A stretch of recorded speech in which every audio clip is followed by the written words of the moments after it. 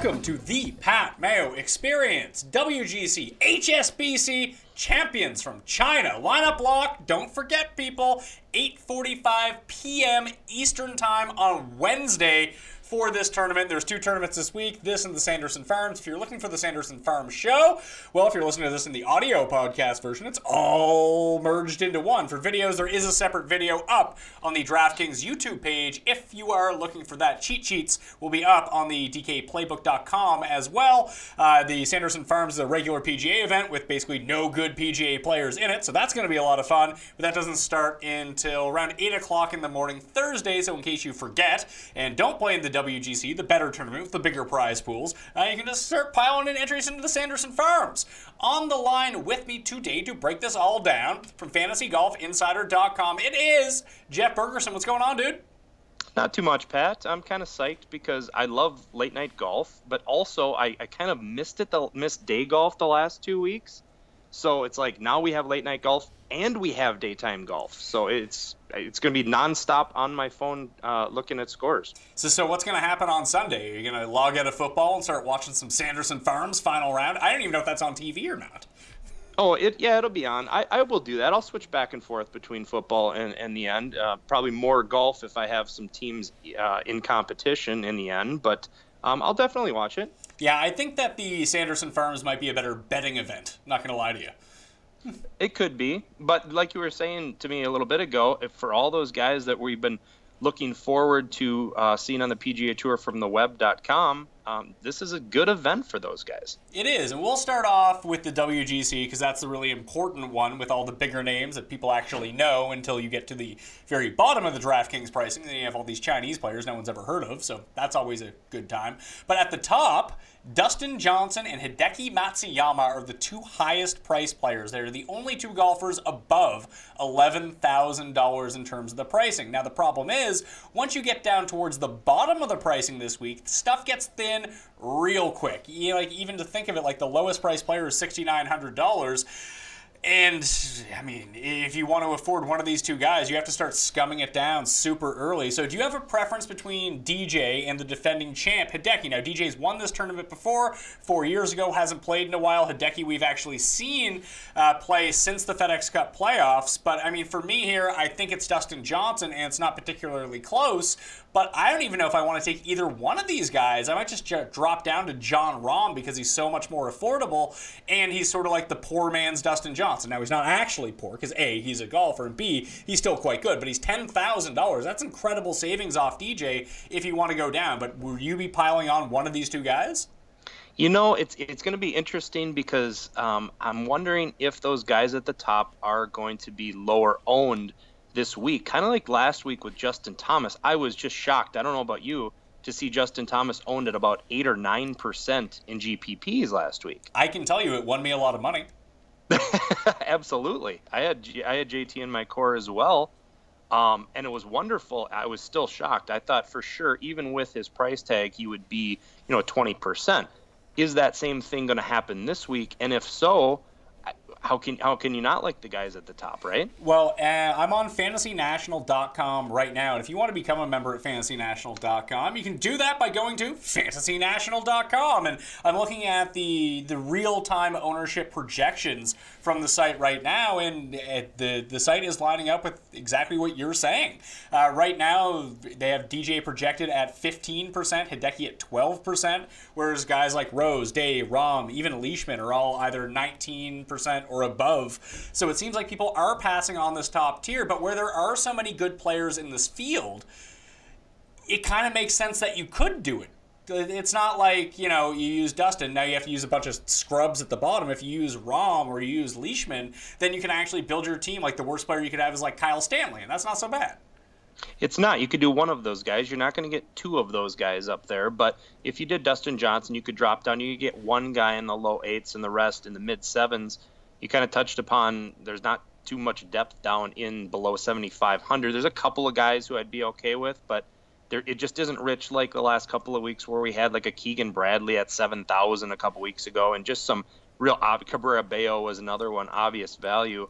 So if you do that, but you can definitely do that. But if you go a more balanced approach, I think because the strength of the field, there's a lot of guys in that 8 and 9K range that I could easily see winning this event.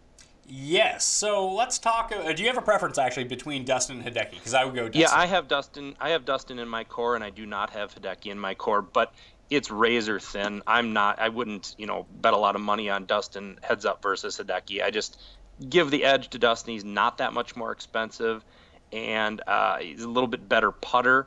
And that's about it. Otherwise, it's pretty close. So when we talk about this tournament, it's not super long, just over 7,200 yards. It's a par 72.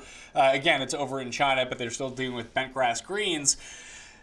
When I went back and looked at who has played well at this tournament in the past, like you see, like Ian Poulter has a win, Francesco Molinari has a win, Tim Clark has performed well here before, Russell Knox, Kevin Kisner has a second place finish. So does this lean more towards the sort of, not lean towards, but like the better accuracy, solid iron, long iron type players rather than the guys that just absolutely bomb the ball? It's kind of strange. I think it's both because there's a lot of reachable par 4s and 5s. So the guys who are going to bomb it are going to have a huge edge, but the accuracy guys have also shown up over time as well. Even like a Henrik Stenson with his 3-wood has played well here. Matthew Fitzpatrick has played well here. Guys who are more known for their accuracy than their distance. Bill Haas, he's another guy who's played well here in the past. I think it's a combination of both, and there are some bombers who don't have a lot of tournament history here, like Day or Rahm, or Koepka just has one appearance here, which wasn't very good last year.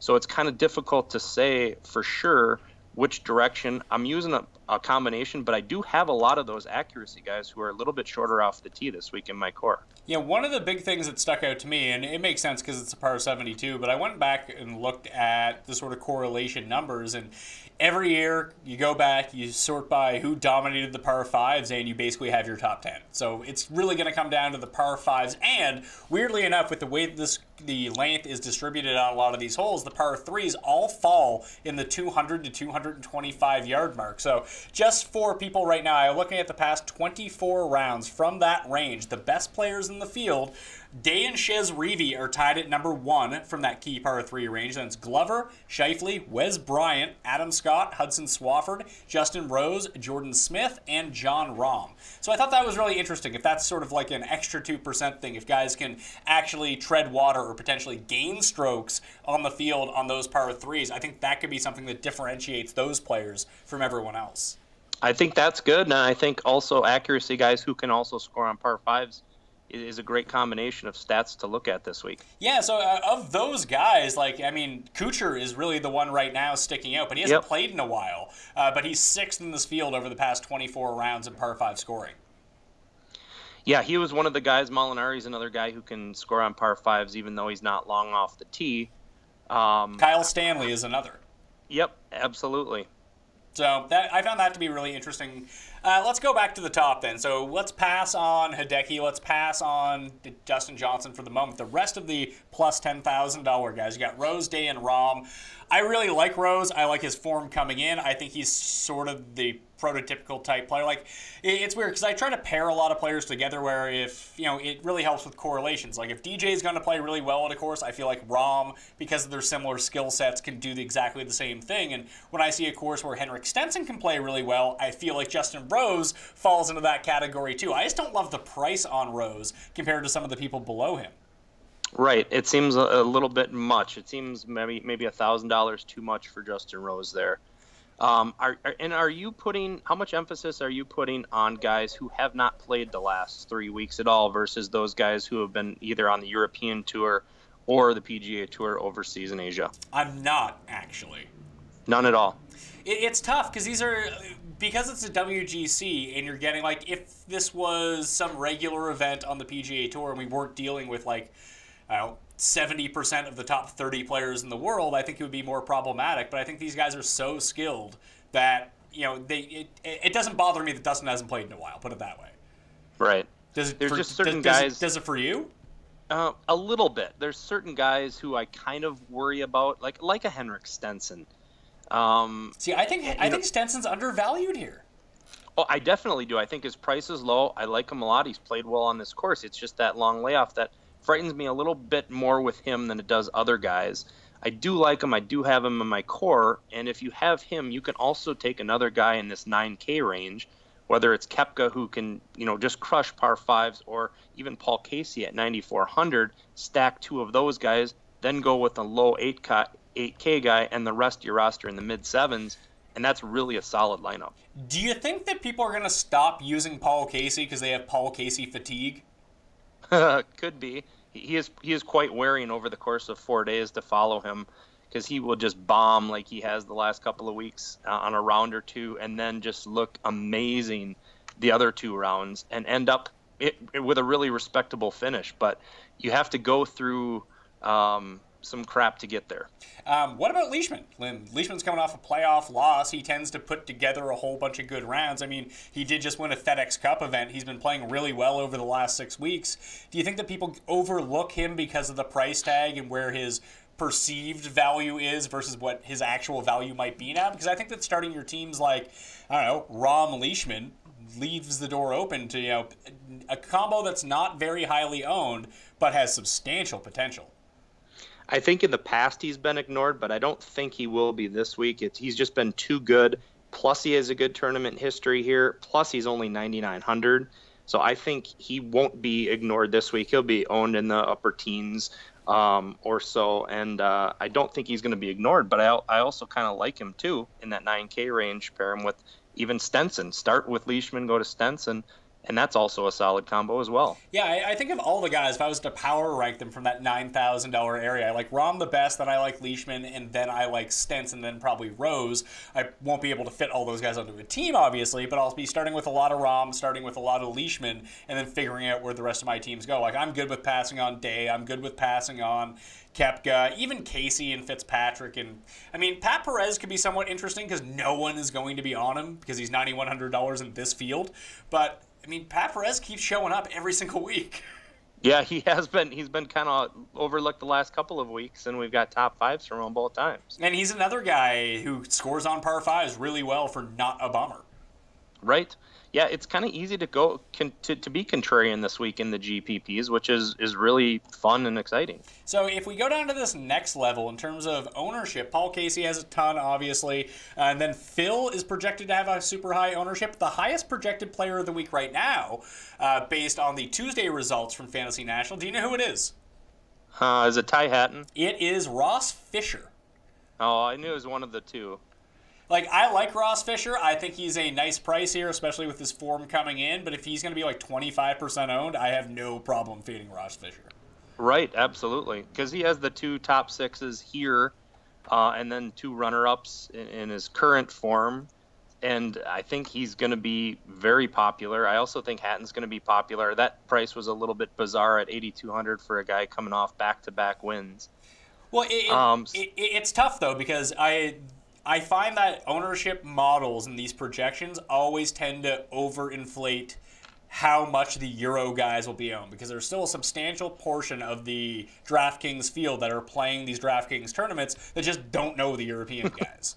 Sure, yeah, and they won't know that Hatton's been lights out. So, yeah, there's probably something to that. That's why I don't think either guy will exceed 20-25% ownership this week, and I don't think anyone in this field is going to exceed that by much, just because it is a little bit more balanced and there's a lot more different routes you can take. Someone who's generally very popular but doesn't seem like he's going to be that way because of the price, and he hasn't played in a bit, at $8,900, Patrick Cantlay, who really sets up well for this course. He does. He's been really good, but he's kind of a DFS darling, so I think he will get ownership. Probably 15%. I would assume somewhere around there. Yeah, I think he might be around the 10% marker because he's a bit too expensive to jam him in if you go like 2 high-priced players. Like, you have to go past him. And it feels like if people are going to drop down to that $8,000 level, it seems like they're going to try to cram Hatton or Fisher, or even Daniel Berger, who had a second-place finish here last year. Do you like Cantlay, Pat? I do, actually. Yeah. Maybe it's because he's the DFS darling. Yeah, I don't. I just think statistically he lines up really well. I think that, his price kind of sucks. Like, he's overpriced compared to some of the other guys in this field. But I think his talent could bear that out. And if he's not going to be 20% owned, like right now we have him projected at 8%, he probably ends up around like 12, 13, something like that. But, I mean, that's not a high percentage if everyone's going to be like 12 to 15%. No, absolutely not. All right. Any thoughts on Fleetwood at all at 8,600? I don't even really know where his game's at right now, to tell you the God's honest truth. I haven't been keeping up on the Euro Tour outside of like the top 5 finishers as I probably should have. Yeah, so he had a long extended time off, had a baby, then he came back at a T25, and then last time out had a T6. So he's a guy you get 4 rounds out of guaranteed with no cut this week. He can score. I kind of like him at 8,600 if I'm building a balanced roster with 6 guys in that 8K range. So do you like him more than like Phil, Scheifele, Reed, Berger over those guys? I do. Okay. I do like him more than those guys, yeah. What about over like Molinari? Because I have Molinari to be projected to be very highly owned. Yes, I do too. And that's always scary because when Molinari is very highly owned, he often disappoints. Now, he's played well here in the past. He played well at the Italian Open. You got to kind of discount that a little bit. But I don't know. 8K, if I know he's going to be owned by over 20%, I'm okay fading him as well. Like, I just look around him and guys I have projected for half the ownership. So just above Rafa Cabrera-Bello, I have half the ownership. Then Alex Noren, I have at a fourth of the ownership of Molinari. And I mean, I think Noren's a better player than Molinari. And he showed up. He was at the Italian Open, I believe, and he ended up with the top 20. So I mean, I think I would just rather go with Noren in that spot. Yeah, I was watching back our webcast from last year before the same event, and Noren was in the 7K range, and we said how much we like these European guys like Noren who have this high upside going into the event. And he played well last year. He wasn't in the top 10. He took 12th, but again, here he is in this 7K range, a very high upside guy that not too many people will be on. I'd like it for a GPP play. And the 2 other super highly owned guys in the $7,000 and below, or $8,000 and below area, Kuchar I have at 25%, Finau I have at 22%. If those guys are going to be there, I love Tony Finau, and I love how Kuchar rates out. But I think I won't be using both of them in any them together in any lineups because that's going to be tough because that seems what everyone is doing, and that's usually not the way that you want to play it. But between those 2, do you just prefer Kuchar? I do prefer Kuchar a little bit more, but it's very close. I have them both in my core. I think they're both ideal for this course, really. The only edge I would give to Finau is he's been playing more lately. We haven't seen Kuchar in quite a long time. So maybe a slight edge to Finau in that area. And plus, it's on bent grass, so I like Finau a lot better on bent grass as well. What about people like Grace and Henley right below them? Good iron players, but don't seem to quite have it all together right now. Usually I like Grace in tournaments where the scoring is going to be lower, and that's really hasn't been the case here, except for the year Bubba Watson won. He was 11 under. Generally, it's in the 20s. So I don't know if I would go with Grace there. But Henley, I always find Henley interesting, and I don't even really know why. Well, he's an intriguing guy. I don't know what to think of Henley. I don't have him in my core. I do have Grace in my core. Last week I had him in my core as well. He played really well. But you're right. In the higher scoring events, he generally doesn't do as well. Does much better on link-style courses. But I really like the price at $7,600. And as a pivot off of a Kuchar or a Finau with a lot less ownership, I kind of do like Grace in this area. I think my favorite play, as he's kind of become every single week because he just continuously ends up underpriced, is Chez Reavie. I know you're a big Chez guy, and you've been riding him for a while, and it's been working out. I'm going to stick with him this week. I think he's a great play here, and he's like 10% owned, and he makes any lineup work. Yeah, for sure. He's been really good for an extended period of time now. Very consistent. He'll get you a top 20. You see toward the end of the tournament, he generally falls back a little bit. He's usually flirting with contention, but then he falls back. But at 7,500, if you get a T15 or a T13 out of him, you're pretty happy with that. So I'm going to continue to ride him this week. Him, and I also have Kyle Stanley at 7,500. Both of those guys I've been rostering just about every week, and they almost always pay off their price. Great ball strikers, and I'm going to have them in my lineups again this week. How about Thomas Pieters? You know, Zach, my business partner, is a lot more high on Pieters than I am. I'm not on Pieters this week. I just like the other guys that I just mentioned better. I keep waiting for Peters to break out. I thought last week might be the week I had some exposure to him, and then he just kind of fell back again. So I'm not sure what to think of him. Do you have interest in him? Are you going to have ownership on him? Yeah, I feel like I always end up doing it because I know when he gets rolling, the irons get hot and the par 5 scoring comes along with it. But he's playing really incomplete tournaments. Like he's even playing incomplete rounds right now. Like he'll have a great 9-hole stretch and then he just buggers off for a while. Like I don't know what's going on with him. Kind of an intriguing pivot would be Effie Barnrat, also at 7,500. He's coming in with really good form. He's played on this course several times before. No one's going to own him. I think having some exposure to him, maybe 5 to 8%, wouldn't be a bad idea in GPPs. Was Kiridesh the one who was winning last week or winning 2 weeks ago, or wherever it was, and then he was just like, eh? I feel like every time he has a big finish, he sucks afterwards because he only cares about money. And once he gets some, he's like, "Oh, I'll buy a new car."